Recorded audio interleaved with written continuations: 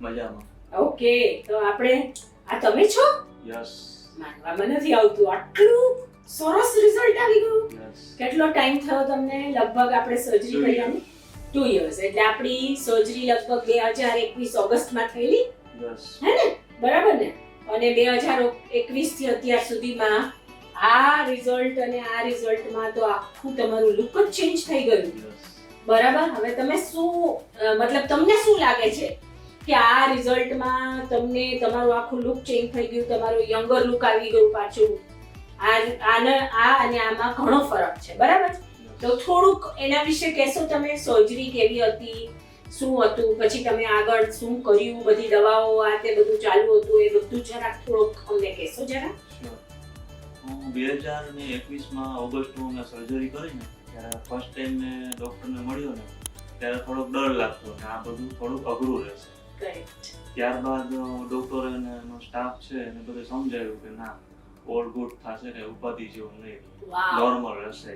સરસ. પછી ત્યારબાદ જે ડૉક્ટર જે સજેસ્ટ કર્યું મને જેની ટ્રીટમેન્ટ માટે, એ બધી વસ્તુ મેં ફોલો કરી અને ત્યારબાદ તમે મારું રિઝલ્ટ જોઈ જ શકો છો. વાવ, વેરી નાઇસ. તો એક વસ્તુ મને કહો, સર્જરીમાં પેઇન તમને કેટલું થયેલું? ના, નોર્મલ પેન જેવું રહે, બહુ વધારે પડતું ના રહે. ઓકે, પણ બેરેબલ હતું, મતલબ તમને જ્યારે એક્સટ્રેક્શન કે રૂટ કાઢતા હતા તો તમારી બેરેબલ પેઇન હતું? કેટલું આપણને થોડુંક એમ કે બહુ ત્રાસ થાય એવું નહોતું? ના, નોર્મલ એટલું. નોર્મલ એટલે આમ જાણે આપણને કોઈ જરાક મસ્તું કોઈ ચીટી કાપતું હોય એવું લાગે?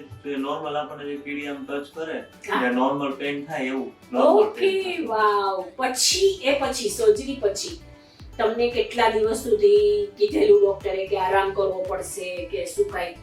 24 ડેઝ ખાલી આરામ કરવાનો કીધો હતો મને. 24 days કે 24 hours? Sorry, 24 hours. Right, okay, 24 hours. અને એમાં તમને એને પેલા ડોક્ટરે આપી હશે સલાહ કે તમારે આવી રીતે સુવાનું, પછી પેલું સ્પ્રે આપેલું હશે કે તમારા રૂટ બધા સરસ મજાના એને જેમ કે સિંચન મળી રહે અને પેલા અંદર એકદમ પકડાઈ જાય બ્લડ સર્ક્યુલેશનમાં, એના માટે તમને એક સ્પ્રે આપેલું હશે, એ તમે દર અડધી એક કલાકે કરતા હશો, રાઈટ?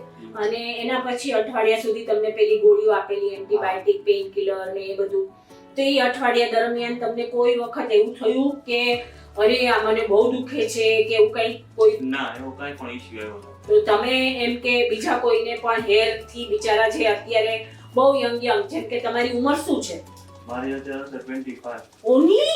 યસ. વાવ. અને તમે 2021 માં એટલે હજી 2 વર્ષ પહેલા, એટલે તમે ખાલી 23 વર્ષના હતા અને તમે સર્જરી કરાવી.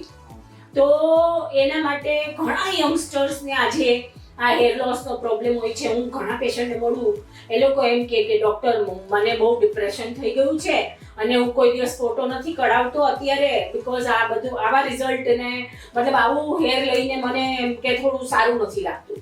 પણ પછી જેવું સર્જરી કર્યા પછી રિઝલ્ટ આવે છે એટલે આખું ચેન્જ થઈ જાય છે. તમારો કોન્ફિડન્સ લેવલ ચેન્જ થઈ જાય, તમારું લુક ચેન્જ થઈ જાય અને યંગ લુક આવી જાય છે પાછું, બરાબર? Yes. Thank you so much Sanjaybhai, thank you so much.